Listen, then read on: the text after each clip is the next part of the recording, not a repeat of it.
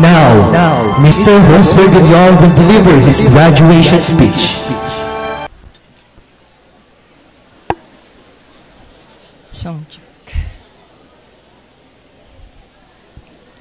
Thank you so much to our college president, Sir Eleuterius L. Edwalino, to our guest, Professor Edna Imelda F. Ligaspi, to our college dean, Dr. Edgardo Castelio, and to our college registrar, Ma'am Ems Bisiral.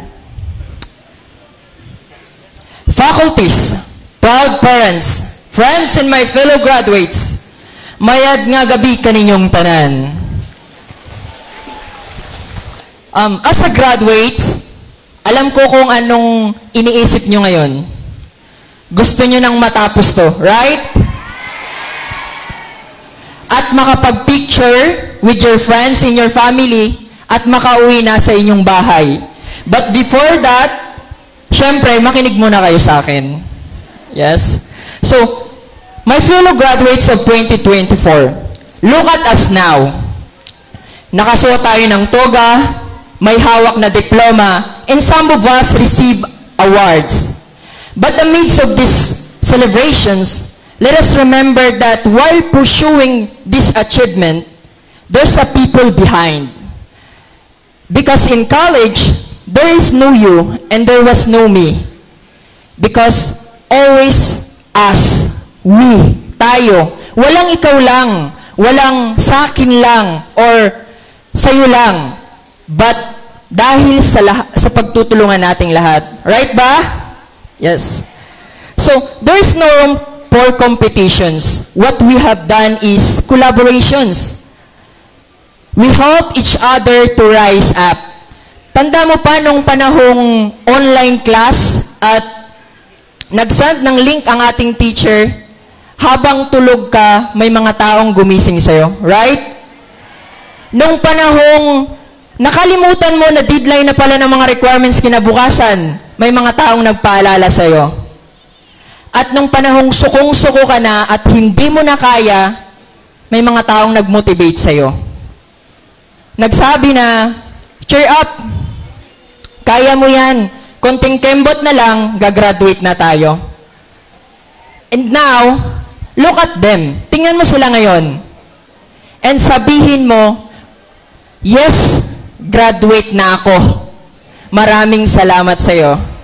But despite of many challenges that we face, the pandemic, Odette, ilang iyak, puyat at pagod, today, this evening, we are finally done. Can you clap yourself, graduates? Woo! My college life started 4 years ago when I was waiting in line by the cashier to make my payment. I went to the window when our college registrar, Ma'am Ems, receiving a payment. Tinanong niya ako, are you a first year? I said, yes, ma'am. And I give her my brown envelope. After a while, she told me, ang ganda ng grades mo, ha? At sabi niya, dapat magkita tayo sa graduation, ha? I didn't know how to respond. And ang sagot ko, yes po, ma'am. And her words resonated with me. And until now, yung praise na yon na sinabi niya, hindi ko makakalimutan. Yung dapat magkita tayo sa graduation, sa. I know that every one of us has a unique story. And right now, it is my honor to tell my testimony how I got here. I am a boxer. Hindi lang halata. I fought many tournaments, barangay, provinces, intrams, district meet, city meet, Mimarupa, Pambansa. But my last fight changed my life. Bata pa lang ako, gusto ko nang mapabilang sa Philippine team. And there's a chance na makakwalify ako bilang isang Philippine team. So what I did, I prepared. Nag-training ako. I run and I punch every morning like this. Woo! My background po. And also, I did not eat to maintain my weight. At yun nga, dumating yung time na laban na. I was happy kasi nakapasok ako sa semifinals. But my last fight shattered my dreams. I failed. And I cried so much. Dumating ako sa lowest point ng life ko because of the expectations of many people around me. So I went back home feeling hopeless and broken. After a month, throughout my depressions and hopelessness, I encountered God. God rescued me from my depressions, and He gave me hope. Kaya, sinabi ko sa sarili ko, kung sa boxing, I give my whole life, my time, my effort, but I failed. What if I give my whole life to God? And sabi ko, ano kayang resulta nito? So what I did, I trust God. I fully entrust myself to Him. Kaya pagdating sa school, if there's a recitations or report, I would remind myself na kung sa boxing nga, nakikipagbasagan ako ng mukha. Ito, sa recitations at report lang, matatakot ako. So, those words is my motivations every single day. Like you, I experience so many problems, worries, and disappointment. But God is my mentor. He is my mentor. When I am weak, He becomes my strength. And if there's a hindrance, He clears my path. I have so many miracles happen in my school. And I know those miracles is the Heavenly Father. And I choose my best every single day. Like you, I study, I recite, and I prepare my projects well. Because I know I am not the most intelligent person in our school, but I strive every day. And I choose my friends well. I see to it that I am in the company of a good friends, whom I can rely on, especially in the trying moments of my life. To my friend, Lalaine Gonzalez, Hali Charisma, Christine Faith Chosen, and Ati Tyra Otor, Syra Alpeche, maraming salamat sa mga memories na nakasama ko kayo. You are a friend who lifted me when I am down. A friend that I consider my family in my school. To my love at first class, ang una at ang pinakahuli kong class, walang iba kundi ang Ed 4A Magingay! Woo! Maraming salamat sa mga tawanan at tulungan natin. Thank you for being my home for almost 4 years. To Sir Mike and Sir Romel, thank you so much for the leadership that you've given to us. And lastly, my family is my inspirations. To my family, thank you for your unending love, understanding, and sacrifice for me. For my father is a carpenter and a tricycle driver, and my mother is a tailor.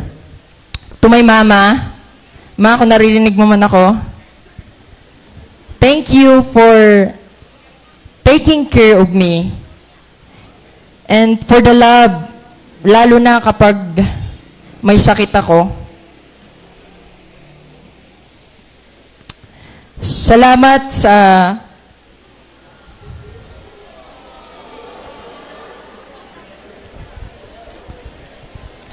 sa paulit-ulit na pagsabi sa akin na kumain ka na ba? Uminom ka na ba ng gamot mo? Huwag ka magpapagutom, mag-aral ka palagi ng maayos. Ma, thank you so much. And to my papa, thank you for your immeasurable sacrifice for us.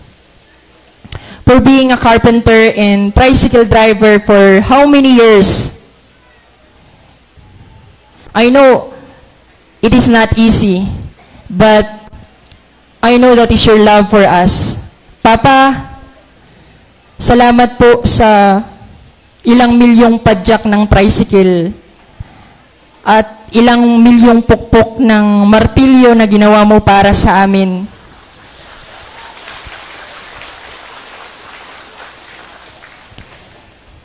Salamat po dahil hindi ka tumigil, natakot, nahiya, at napagod magtrabaho para sa amin. Salamat po sa pagmamahal na ibinibigay niyo sa amin. To my mama and papa, can you stand? Can I request to stand with my mama and my papa? This is my first time na sasabihin ko to sa inyo. I am always proud of you. Hindi na po ako maghihingi ng baon. Ay, joke lang po. Joke lang po. And of course, my success in Fulbright would not have been possible without the support of my mentors. Thank you, Dr. Nelson Zabalo, Ma'am Agnes Barrera, Ma'am Raquel Baruni, and Ma'am Benerba Castillo, also Sir Bogs Himotra, and to all my teacher who patiently shared their knowledge, skills, and also to inspired us. Wala po ako ngayon kung hindi dahil sa kanila. And to our college president, sir, I'm so inspired how you love and care the students and the teachers in Fulbright College. Kasi po, kahit saan natin masalubong si President, he always smile and responds to us. Ganun siya magmahal sa atin. I deeply admire your commitment and for being our inspirations. We are proud Brighterian because of you, sir. To my fellow graduates, parents, at sa lahat ng nakakarinig sa akin ngayon, let us do our best every single day. Pero kapag ginawa na natin ang lahat, at hindi pa rin tayo ng tanggap ng ibang tao, cheer up. Because there is someone happy than us. He is the Heavenly Father. As we move on to the next phase of our life, some of us will take a board exam, and some of us will enter the workforce. Whatever we do, we must remember the lessons that we have learned in Fulbright College. Failure is only a stepping stone to success. We are not just graduates. We are leaders, change makers. We must be proud of who we are. We are the fruit of Fulbright College. Before I end, I state my life verse. In Philippians 4 verse 13, I can do all things through Christ who strengthened me. Thank you and congratulations to all of us. Thank you, Mr. Villar.